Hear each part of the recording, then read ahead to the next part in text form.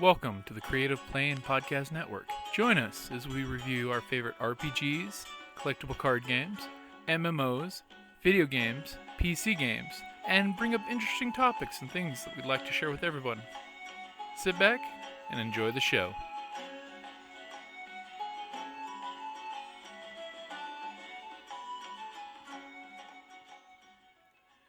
Hi, this is Kelly, aka Trixie from Ragnarok and Roll, a Scion to Ragnarok story, and Tilda Wimblewick from D&D Journey of the 5th Edition. First off, I would just like to say thank you to everyone for listening to our varied adventures, as well as for rating us on iTunes and rpgpodcast.com. If you haven't rated us yet, we would greatly appreciate it if you could. And if you're looking for more ways to support our efforts, we are now on Patreon, a great site where you can help us continue making more podcasts, as well as some special surprises for our patrons. If you can, please look us up at www.patreon.com/cppn. Every little bit helps. And again, thank you for listening. Hello, everybody. I'm Madam Askew, and I recognize some of your faces, but I don't think I've ever met everyone. So, who has not met me before? All right, a few people, fewer than I thought. I'm not wearing my glasses, so I'm going to blame some of my blindness on that, and the rest I'm going to blame on the sheer insanity that runs around in my head. So it's very nice to meet you. Shut up. What? My phone is on. I'm so sorry. It's terrible. All right, there we go. So to those I have not met, my name is Madam Askew. I'm the president of the Tucson Steampunk Society here in Tucson. That's shocking. And I'm also a costume maker. I've been sewing for about a long time, 2 decades. And I started with hand sewing and embroidery and handicrafts before that. So I've been doing some sort of stitchery for something like 35 years. So I have a lot of experience with fabric and thread. And I love costume and fashion. I've been doing steampunk very seriously for almost 6 years now. Before that, I was just intrigued and excited and liked the books, and I had no idea people wore costumes. I remember that moment when I did a Google search looking for something steampunk to read, because I did not want to read The Difference Engine for the millionth time. I wanted a new read. And that's when, I know, but like, if you don't know, if you think that's all you've got, then it's so exciting. So I do a Google search, sort of like your first entry sometimes, and suddenly there are all these pictures of people in steampunk costume. I'm like, wait a minute, you can do that?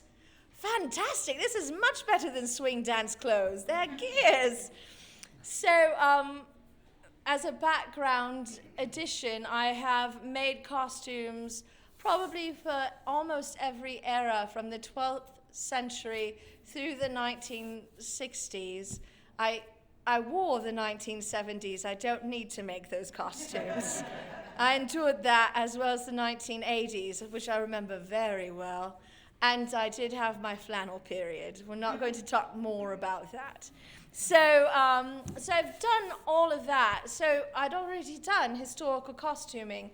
I was thrilled that there was this field of dress that was related to this fiction that I already loved, and that it would draw on my historical costuming background, but it unleashed me like the Kraken.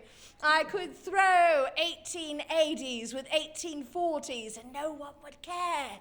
No one would look at my seams. No one ever asked me, so did you finish that garment like, the Milanese technique, or is this sort of a French thing? I'd be like, oh, rubbish with that, no one cares. So that's my entry into making costume for steampunk.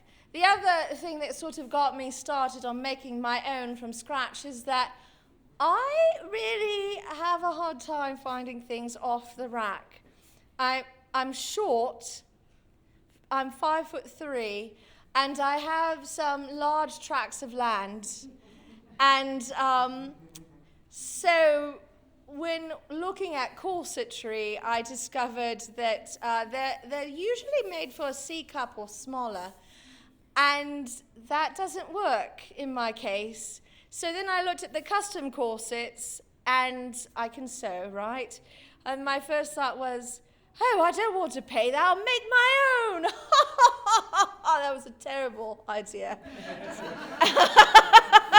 I mean, now I make them professionally, but that first corset that I had like a week to make for the first Wild Wild West Con was the most utterly ridiculous plan I ever had in my life. There were tears, but I made it. So that's how I got into making. Now, the thing is, I sew and I already sewed. And I knew that I wanted to make my own from scratch because of my body shape, because it's hard for me to buy modern clothes off the rack. So it's equally and sometimes more difficult for me to find historical garments off the rack. Now, that may seem intimidating if you also have challenges in that regard. So while I chose to solve that problem through making my own, that's not the only solution to making your own steampunk wardrobe. But one of the things I did very conscientiously that I want to share with you was that I did approach it as a wardrobe. Now, how many of you have been to like a steampunk fashion panel or Steampunk 101, right? And it's usually, look at pictures of other people in their costumes, and this is what steampunk can look like. But for me, what I wanted was a wardrobe. I wanted to be able to go to my closet and go, all right, I've got 3 days of con, and I need something to wear, and I can throw all this together into a blender, and I can wake up in the morning. It's just like pulling open my drawer for a modern everyday, and I can put together a costume. So I approached it very thoughtfully from the beginning as a wardrobe, rather than just individual costumes that go together, because it's cheaper and it gives me more flexibility. So that's what I'd like to talk to you about today, is how to not only have maybe a character that's very specific to you, but how to budget and efficiently have a wardrobe so that you're at a convention or at a do, or you're here in Tucson and you're like, oh, the Tucson Steampunk Society has 4 events a month. I can't keep up with that. I can't make a new costume every event. I need like my wardrobe. That's right, isn't it?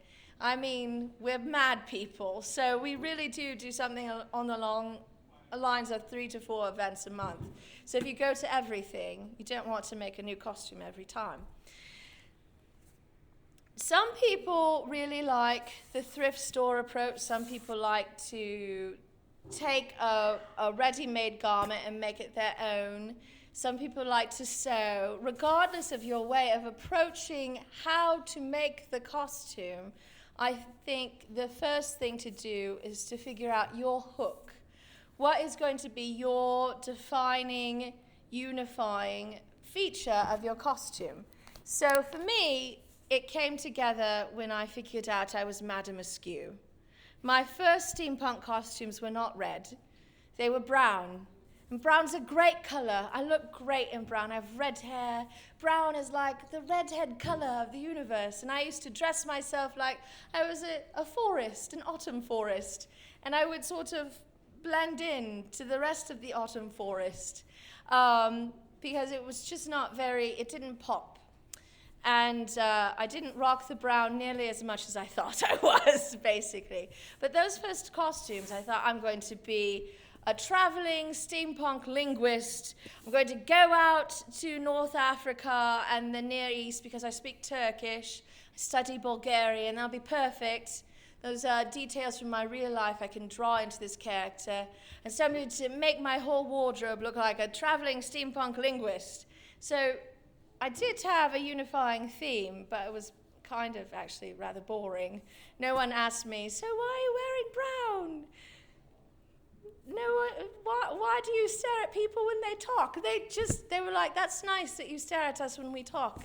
So, so I had to come up with something that was going to be more engaging. Now, you could find a way to make the steampunk traveling linguist really engaging, but I failed. That was not my hook that was going to work for me.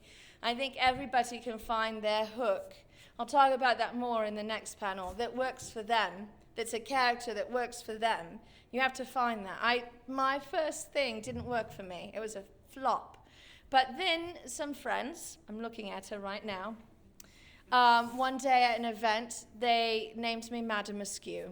So everyone can blame this woman right here. I wasn't the blame, I had a sister-in-law. Your twin, it's like, a split brain. And so you're getting all of the blame right now.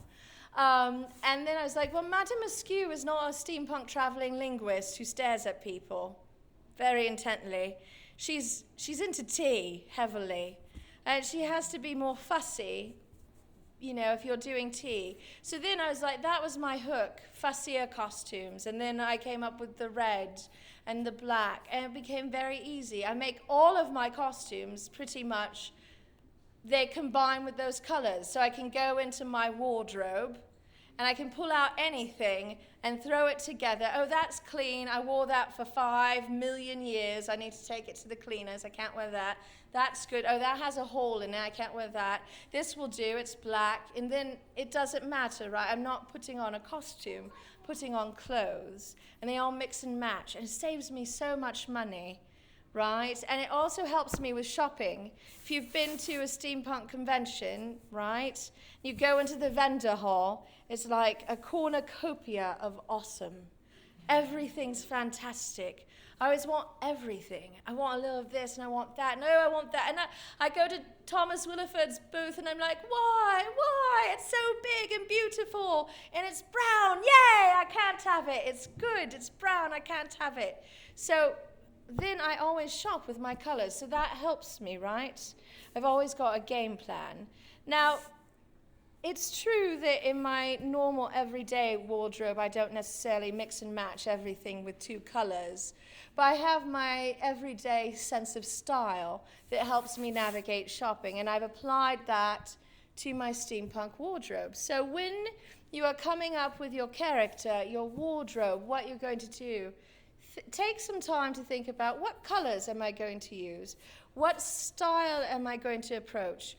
What is the role I want to have in the steampunk universe? Because you are the author of your role. You get to decide everything. You get to decide how airship pirates look and work. You get to decide how the universe operates. Maybe everyone in your steampunk universe has pink hair. Maybe they all have pink hair. And you're like, this? Oh yeah, no, it's the family shade of pink.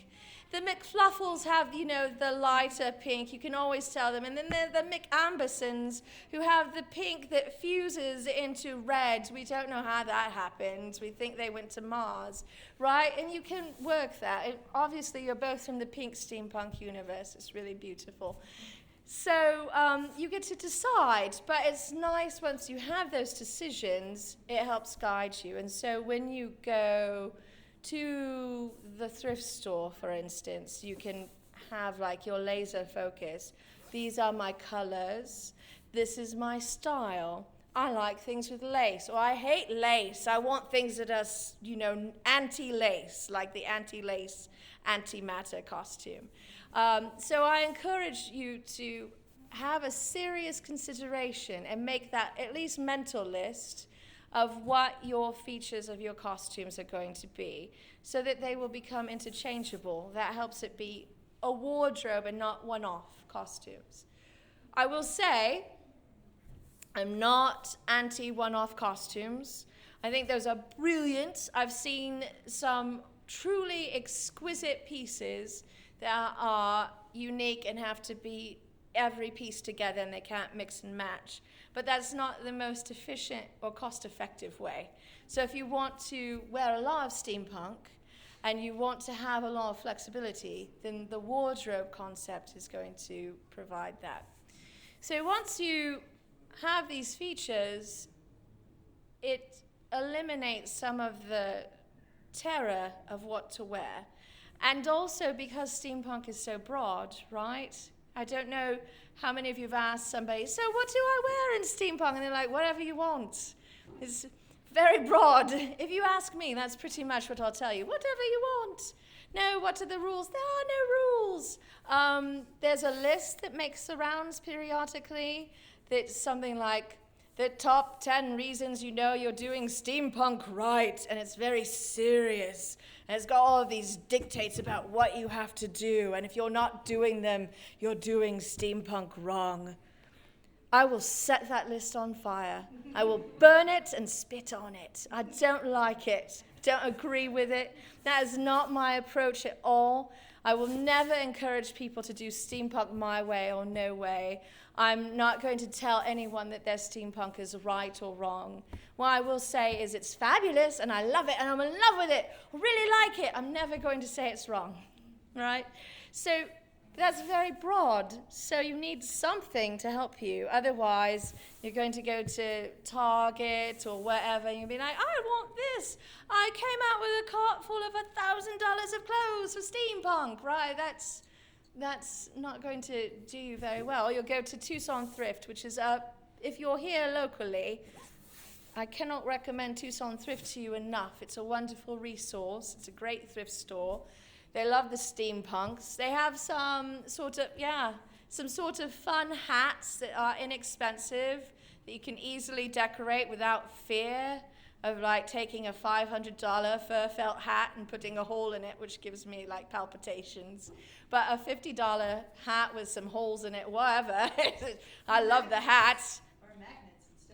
Or magnets instead of holes. But sometimes you want holes. True. Because it's hot here. And venting your hat is a good idea. You ask me how I know. No, my corset's not too hot, but I did faint from a hat once. It's too hot. So having some kind of guidelines that you set for yourself are helpful. The other thing to think about is the story you want to tell with your wardrobe, the details that you're going to put into it to present your story. So one of the ways I failed at being the steampunk traveling linguist is I had no story with my costume. It was a really cool brown costume. It's beautiful. I loved the fabric. I was really excited. The corset was truly terrible, but whatever. I loved it. It was my first one, and I cried over it and bled, and so I wore it until it killed me because I made some terrible mistakes. And so I loved the fabric making and the costume making and those details. But there was no story. It was like, jeans and a t-shirt, like jeans and a black t-shirt. Maybe in a certain context that's a story, right? But if you see jeans and an I'm here to help t-shirt, there's a story. Right, who is she? Why is she here to help? And who's she helping with? I mean, I know. But, there's a story, right? So this is our fantastical world that we created, and we each get to come with a story. We're not cogs in the machine with the lever turning the cogs. And so have that story in your costume. One of the fun things about steampunk is all of the gadgets and all of the accessories and details and the fun, kerfluffle you put on your person and, whatever weird thing you've created in your brain that you've brought to life into an amazing piece of art. That's part of the fun. And for me, that's part of what drew me to the genre. But it's so, it's so great to have that story. So how do you present the story of your accessories and your props and the things you've built? How do you pull it together? What is the unifying force? Is it your personality that you want to display? Is it your career you want to have in the steampunk world? Is it some broader story about steampunk you want to tell? Whatever your story is, it's grand and it's good, and you should tell it, and people should get an opportunity to hear it. And part of doing that is adding the detail, right? So with my steampunk linguist, I didn't have a recording device. I didn't have a notebook to write down the things people said. I didn't have like some great big ear horn that was like making people wonder, why is she wearing some great big ear horn? And then they'd come up and ask me, I'd be able to tell them, I'm a steampunk linguist, and I'm listening to you really hard from across the room, and I'm counting your phonemes. No, all they saw was a lady in a brown dress. And it was a nice brown dress, but that's what they saw. So for instance, darling, if you'll stand up, all right? I don't know your story, but I'm going to pull out some of your details because they're fantastic. You've got wonderful indigo hair. Why? That's interesting. You've got these really cool goggles with these little things that slot over them. Ooh, I wonder why she's got that. Does she need to look at, like, fine detail? I don't know, but I'm curious. She's got a really big gun. It's almost like half your height.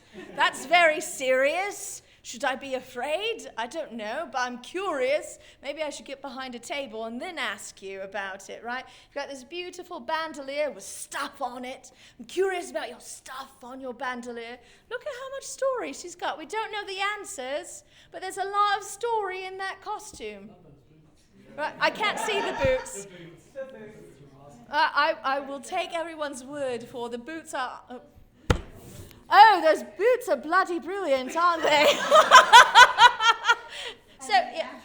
And they match your hair. Look at all of that detail and story. Now, there are some sour pussies outside of the community who will sometimes write on the interwebs, oh, those steampunks, they just put lots of stuff on their costumes. They jangle everywhere and they look like they're going to fall over. That's my sour puss voice.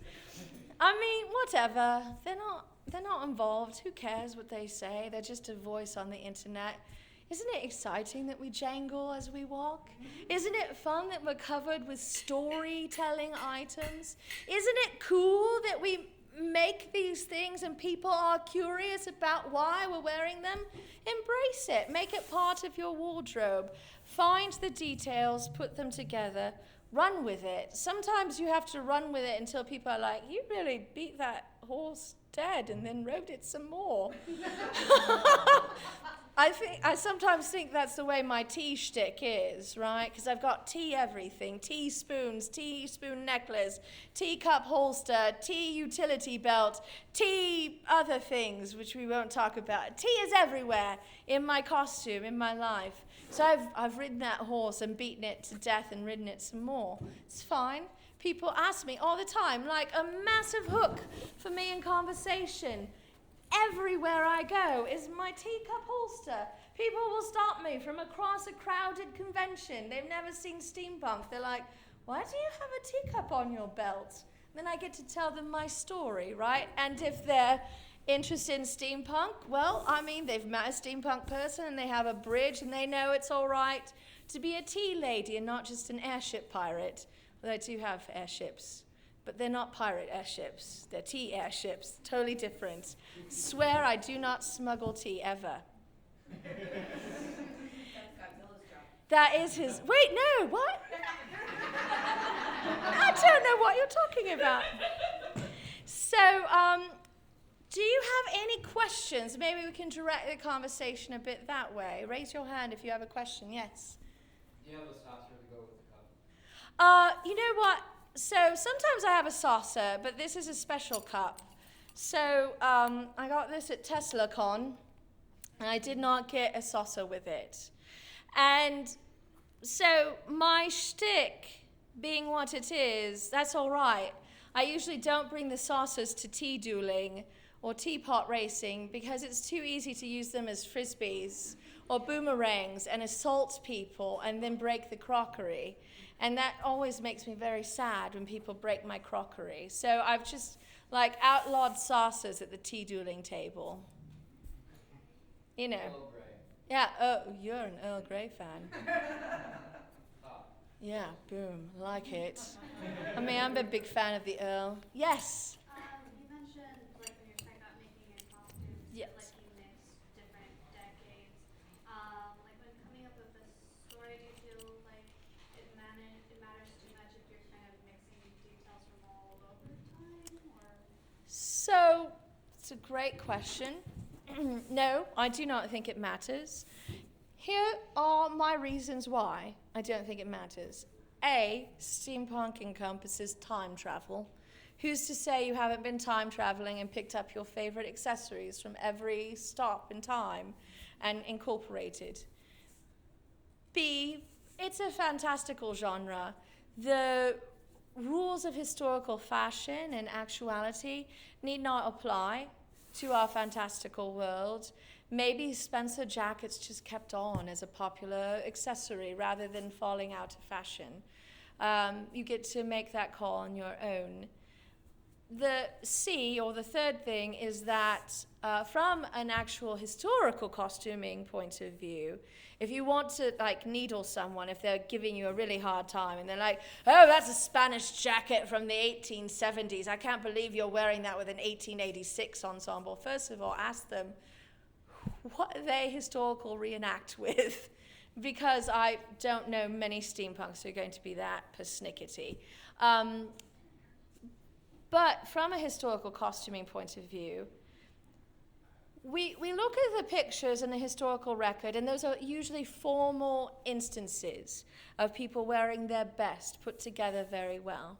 But we know from looking at actual garments that they get remade, taken apart, recycled, different classes. If you were upper class, you might change your fashion very quickly because you had the funds. But a middle class person could not have kept up with that. And a lower class person definitely didn't give a fig, right? They were like, whatever, your bustle's changed, that's nice. I'm in a factory, my lungs are full of cotton, I'm happy to be alive. I don't care what my bustle size is, right? So dress would get recycled down and remade. Fashions would linger in different classes. The wealthy did hand down their clothes to their servants and their, the valets and their ladies' maids to get remade. So somebody may be persnickety, but if you want to give them a run for their money, the truth is that things lingered anyway. So I see no problem doing that because imagination is on your side, time travel is always on your side, and really history is also on your side. Yes? You can always add some little thing to add to the time travel idea. For instance, I have a ring here that spins with all the Roman numerals and clock face on it. So, my time travel ring. Yes, and good. Yeah, see part of his story. It's beautiful. Yes? So, why did you choose your colors as red and black? It's a good question. By the way, I like your ears. It's grand. So I can kind of blame my friends for everything in a good way. I really love them. They're lovely. So quite a few years ago for a birthday, some of my friends brought me a red and black hat. I had nothing red and black. I'd made this really exquisite orange plaid ensemble that I wore around that I really like. Thank you. Yeah, I love that. It was a good outfit. Yeah, I still have the skirt.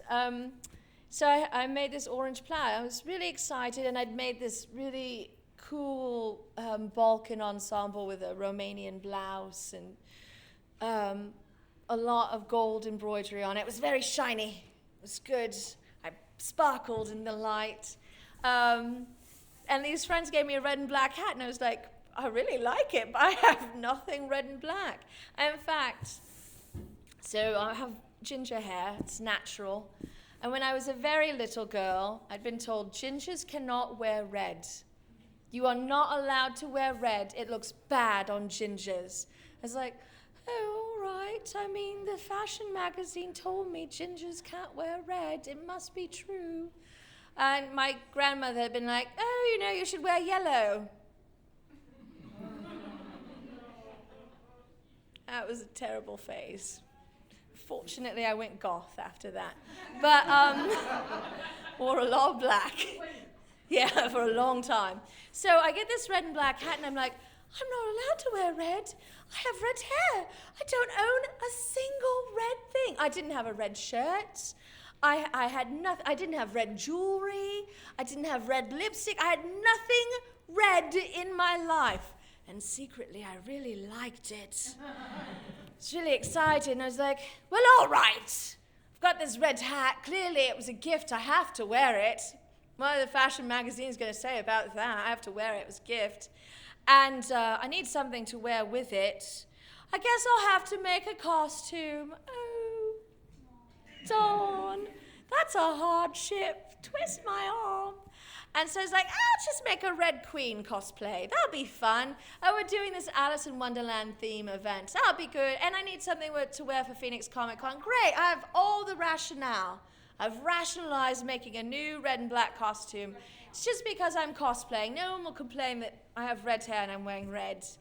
I will tell you a secret. Literally no one has ever come up to me in my adult life when I've been wearing red and said, you're breaking some sacred law about gingers wearing red. So I made this costume to go with the red and black hat, and it was a smash. Like, everybody was like, wow, who are you? We've never met you. I'm like, we've been talking for 2 years. Where have you been? I don't know. I was standing next to you for the last 6 months. And it was like, suddenly people were like, oh, I want to talk to you. It was really fun. So then I was like, oh, I've got this big costume. I just spent like 60 hours building it. Maybe I'll make some more red and black. I can mix and match. And then I was like, I guess I'll keep making red and black. So it kind of took off. But that's how I started. It's my friend's fault, not this friend, different friend. And they broke my terror around the fashion industry showing up at my house. They're going to harass me about other things first. Like, if Tim Gunn ever shows up to my house, he'll be like, those socks, darling, what are you doing? They amuse me. And that's your reason? Yes.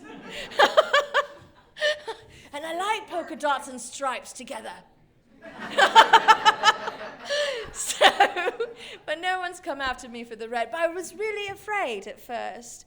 I hope you learned something out of that lesson, right? I was terrified, petrified of doing something I liked that would be fun. And I came into steampunk, and I was still terrified. And it gave me this vehicle for saying, fire on that, I'm going to do this thing. And it's become like the best thing in my life. Do you know how many red items of clothing I have now? Like, half my bloody wardrobe is red. I wear so much red all the time, and no one ever stops me on the street and they're like, gingers aren't allowed to wear red. Never happens.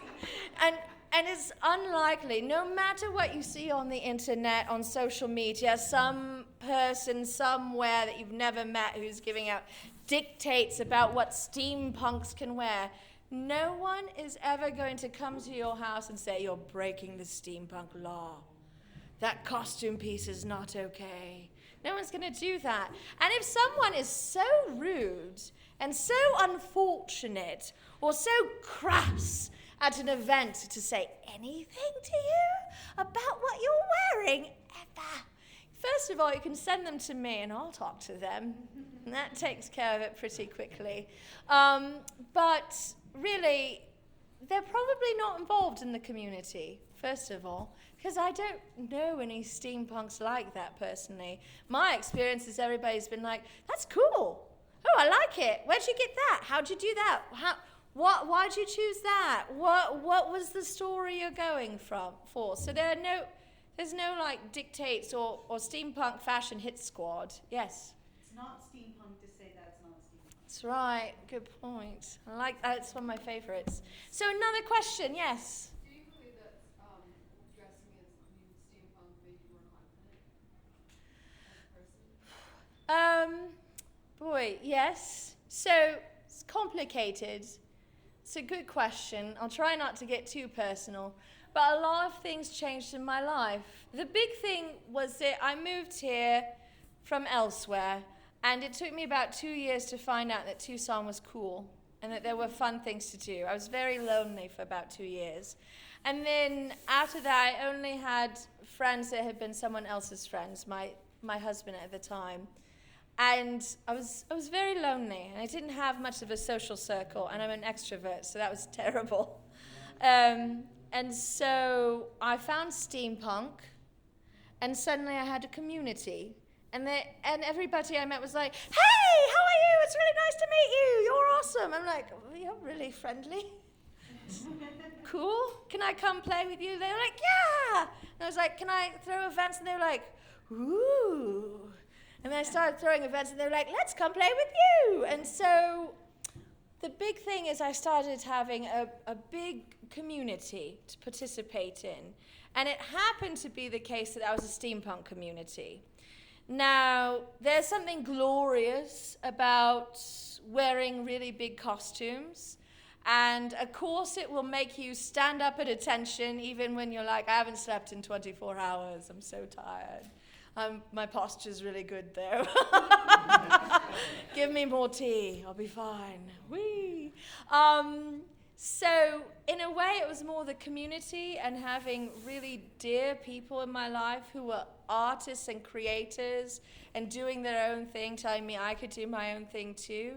But I feel that while the steampunk part of that may not have been the primary motivator, the thing is steampunk, for some reason as a community, just happens to have that kind of spirit.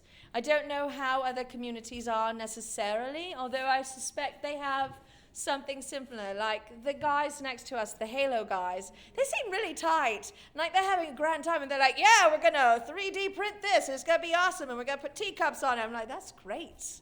I really like you. I'm super excited about your teacup Halo armor. So they seem like they're really tight-knit and friendly too. Sometimes I think it's just having the community. But steampunk tends to be welcoming, friendly, encouraging.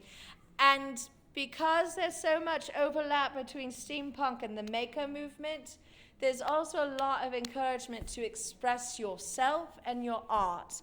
And I don't know anything that's more confidence building than having people tell you, no, you should tell your story, I want to hear it. You should make your art, I want to see it. I'm going to tell you how cool it is because it is. I mean, that's... So I don't know if that answers your question. All right, good. It's a good question. Yes? So, I have pretty much everything to make a steampunk outfit, but I'm not happy with, like, the bottom part. I cannot find anything where it's for, like, a skirt or pants that I'm happy with. All right. So for those of us that are, like, starting out, and can't make our own clothing, Yes. so we're prepped, Right. do you have places, like, around town that are easy places we can go? So I do have some resources I recommend, and I also am going to give you some tips on how to change things without sewing. Yay! So because sewing need not be, preventative. So Tucson Thrift, fantastic. We have someone in the room who has a shop. We go into a bazaar. They sell amazing, art, accessories, beautiful jewelry. Sorry, I'm like, they're cool. They're words. So there's some accessory makers in town. Down on the floor, you've got the Peculiar Magpie and some other vendors like that. Michael Sorensen, who has the Peculiar Magpie, is here in town. And he makes big props, guns, interesting props, jewelry, eyepieces, goggles. So he's a great resource for that. And then I think one of your biggest resources is going to be any thrift store ever. We really love thrifted items. And so you can take that item and make some changes to it. Another good resource off the interwebs, they're up in Mesa, so shipping is very quick. You don't have to do like, I need 1 day shipping because they're 2 hours away, is the Wild West Mercantile. And really, like, there's a thing. We live in the Southwest. We have this history of the Old West to pull on. And so we have all these Western reenactors, and all of their stuff is like 19th century stuff. And it's very Western, and it's very historical. But, I mean, we can take that and make it anything we want, steampunk, and it's ready-made, and it's a variety. And you've got trousers and skirts and dresses and, separates and vests and shirts and all the things, and hats of a wide variety. And so that's a good resource. But this is the other cool thing, is sometimes people buy those things because they're like, I'm going to go to the radio in costume, or I think I'm going to get into SAS. And they're like, no, that was a terrible idea. And they send all of that to the thrift store. And then you get it for $2, which is the best. It's the best. So should you get something from the thrift store, right, and you want to change it, you don't like the color, you don't like the cut, you want more trim, you want more pleats, you want more ruffle, safety pins are your friend. So are staples. No, why not? Staple it in place, cover it with more trim, staple that on, cover that with trim, safety pin it, no one will see. Who cares? Oh, leave the staples visible. It's steampunk. Why not? It's more metal on your costume. Good on you. Notice I did not mention hot glue anywhere in that list. I was big on staples or safety pins. You can use glues, fabric glues, fiber glues. Don't use hot glue. It will melt here. If you live in upstate New York, you can probably get away with it all day long. You could glue your entire costume together, be fine. But here it will melt probably at the most inopportune time because that's Murphy's Law.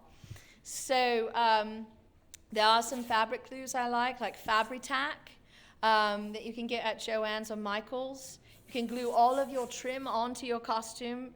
Really, no one is going to check and see if you glued it or not. Half of us have glued everything.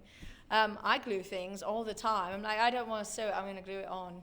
Especially if it's a parasol, I'm going to glue it on. I don't want to sew around the spines or whatnot or take it apart. The staples look very punk in a 1980s sense, and meshing an actual punk aesthetic with a 19th century look is kind of a fun thing to do. Same with safety pins.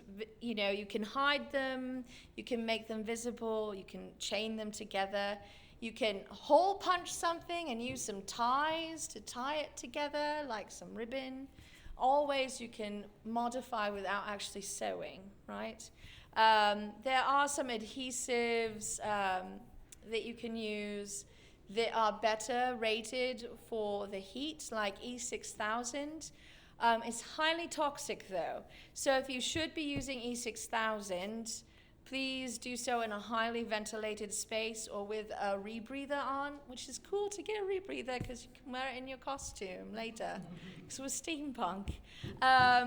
In terms of color, if you don't like the color, just check the tag. If it's cotton, wash it first in very hot water. If you don't love it just as it is, because it could shrink and you want to find that out before you do the expense of dyeing it.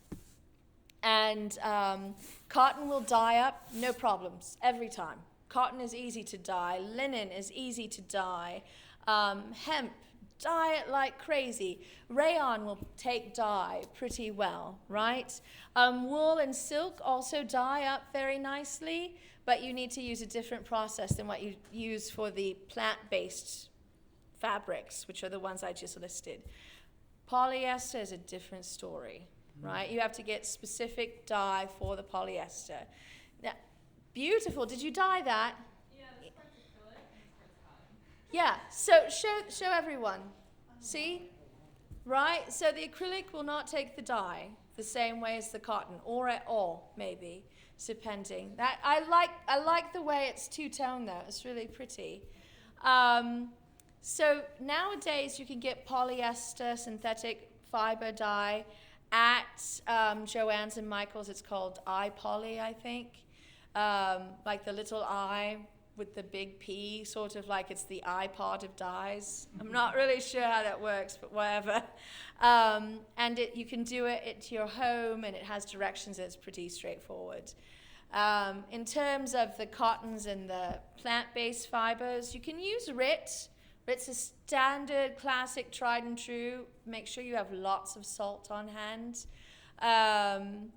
There are some better dyes available. I like Dharma Trading for dyeing. And they have all the instructions right there. And dyeing is not sewing, right? You don't have to be able to have the hand-eye coordination. You just have to be able to have the time and the patience, because dyeing is a very lengthy process. And it can be messy, so wear rubber gloves. Otherwise, you'll end up with red hands. Yes?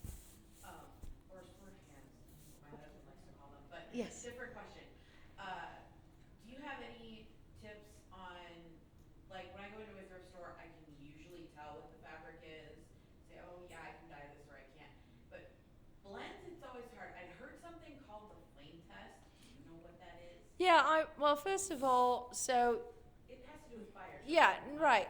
So you're setting stuff on fire. Don't let your 3-year-old do it. You can go on the interwebs and you can find out how things flame, whether they melt. If it melts, it's synthetic. That's easy. If it burns, there are different kinds of burn that can tell you, is it cotton, is it linen, is it silk? I really don't have that off the top of my head. But there are differences that you can determine. The good news is if it melts, it's synthetic. That's very easy. It's a great way to tell if you've got a blend, or if you've got something that feels like it's cotton or feels like it's silk, but it's actually like acrylic or polyester or, I don't think rayon melts actually. Rayon doesn't melt because it's a plants. So, but look on the internet if you need to do that, and do it with care because you don't want to singe a part of the garment you really love. So, they always talk about doing it in the hem. Do it in part of the hem that's going to be hidden, not like the front hem mid-center where everybody's going to be like, there's a burnt hole in your shirt.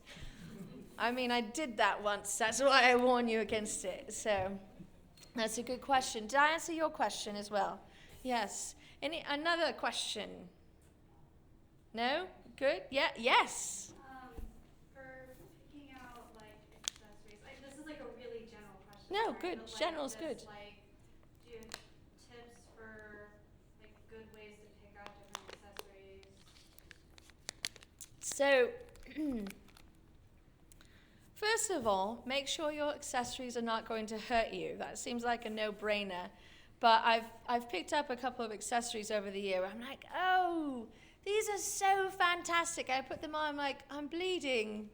Or I've got I've got this beautiful pair of antique glasses that I got because I'm nearsighted and I really do need glasses, but I hate wearing my modern glasses with my costume because I'm neurotic and I have OCD.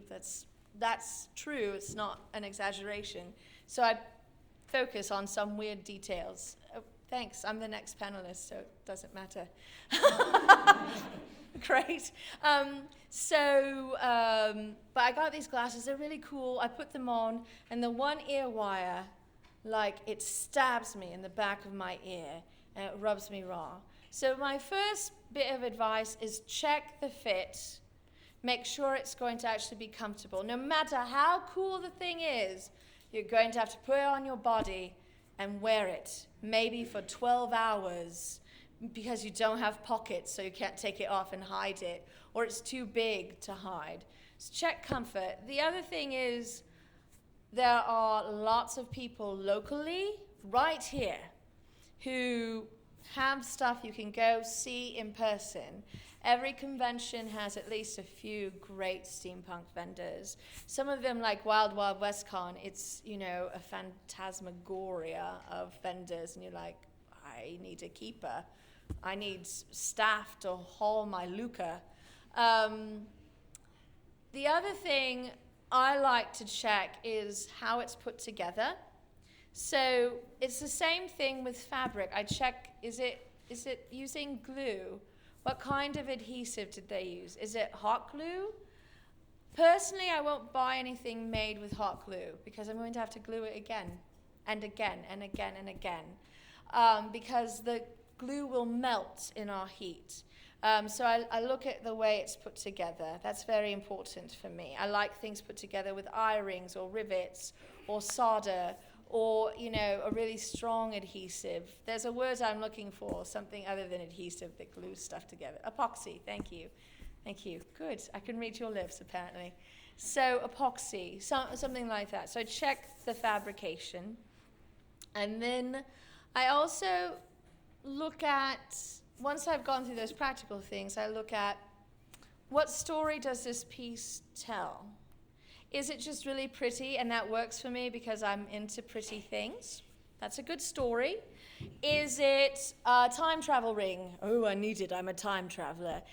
Oh, gosh. There's a gentleman walking around. You may see him. He's doing a steampunk Odin.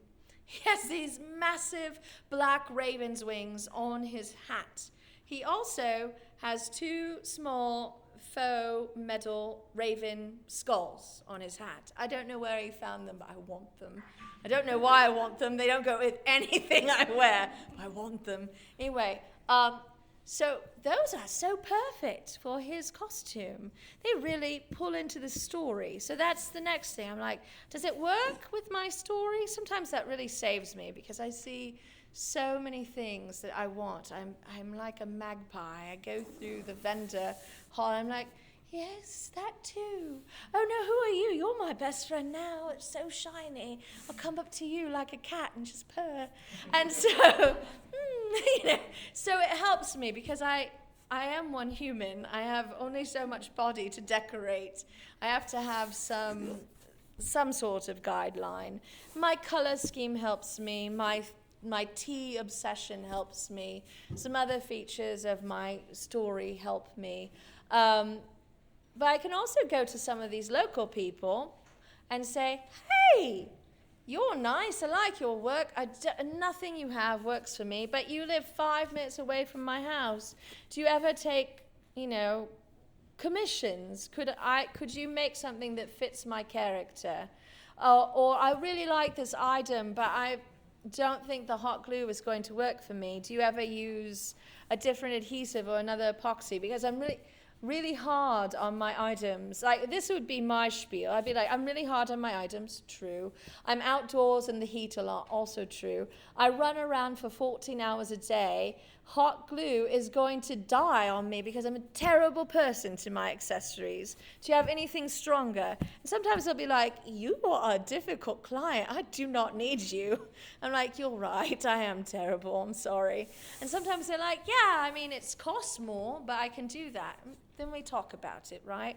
So I don't know if that helped. I hope. Okay, good. So we have, technically, although I've heard the next panelist doesn't care. It's just so novel. I'm sorry, it's a real aside, but I've never had my panels scheduled back to back to back in the same room. Usually they're like, get out, you're talking too much. I'm like, I'm sorry, next panelist. So I'm like, whatever. So technically we have 10 minutes before the next panel. So if you have any other questions, I'd love to answer them. I have plenty of water. I'm good. I'll drink some more. I have had a third of this bottle. Any other questions? No? Thank you so much. I hope I helped you think about your wardrobe. Thank you all for attending. If you want to know about how to make your character to go with your wardrobe, that's up next. Yay! Oh, thank you for being here. It's good to see you, Lovey. It was good to see you too, hon. All right, have fun on the floor. Sell lots of things. Well, have fun teaching people how to play games. Bye, cheers. What's your name, darling? Hermione. Oh my gosh, I love that name. I really love the character from a certain book named that. I think it's exquisite that that's your name. Yeah, and you, madam? D. I love this that you're wearing on your... I'm freezing. I'm going to go raid my children's closet. Perfect. There's a box. There you go. It works. Your shoulders are warm. That's a big thing. Sometimes the corsets, you're like, wow, that's a lot of skin. And it's cold in here. Come in. Are you Cassiel? Oh, delightful.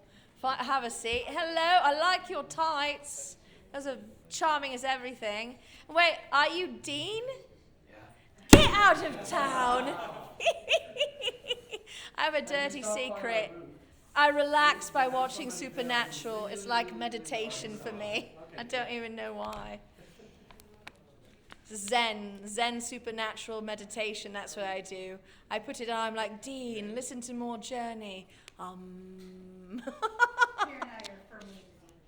Yeah, I like Sam too, but there's something so terribly broken about Dean.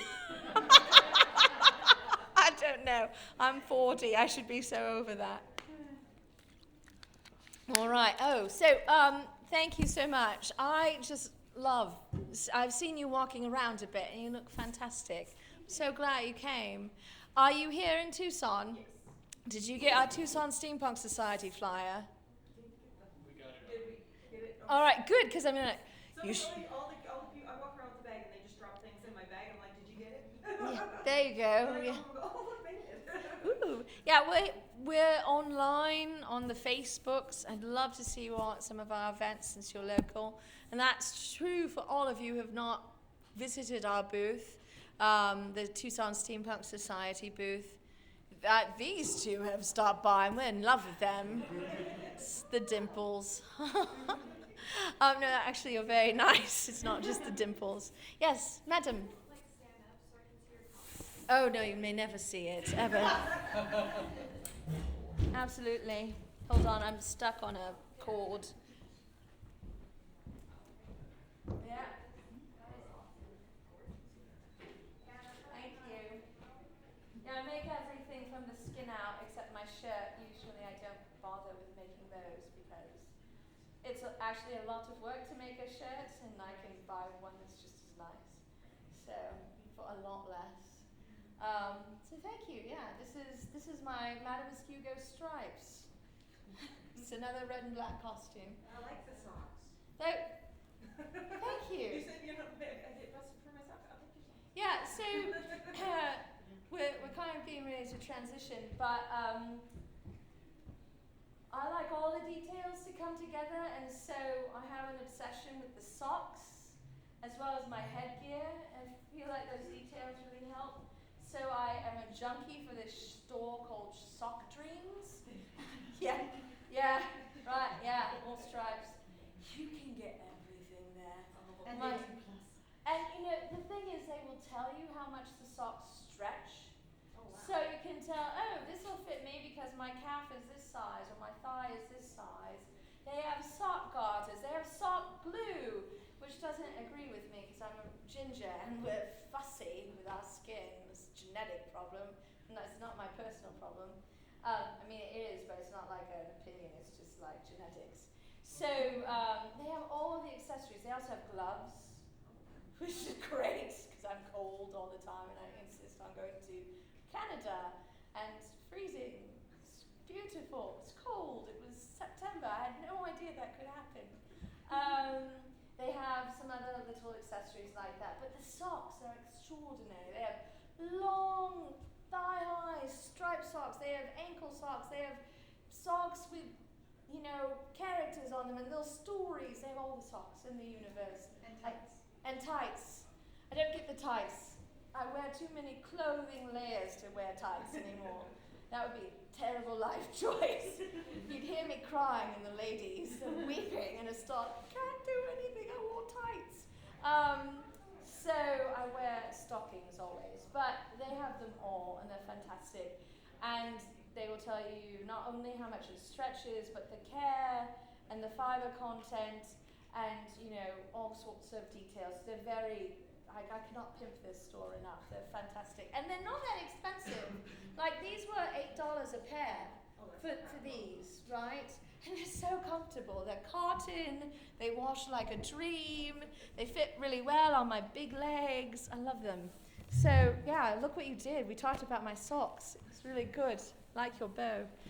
Well, all right. So we're going to take a moment to throw more water in my face.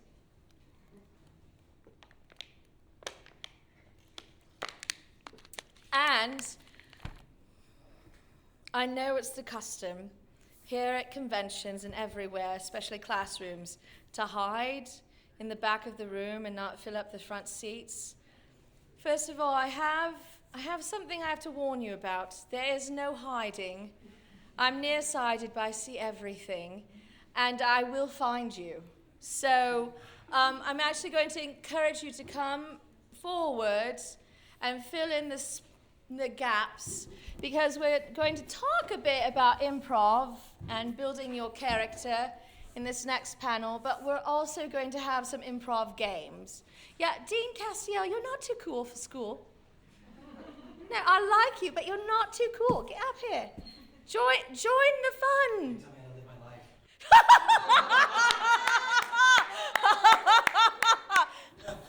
Well played, sir.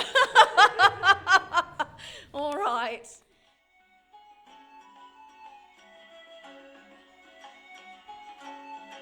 Thank you for listening to the Creative Play and Podcast Network.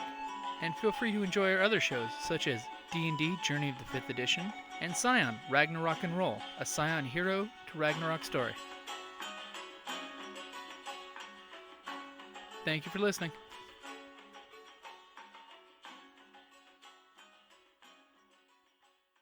Perfect. All right, he can net it. All right. Yay!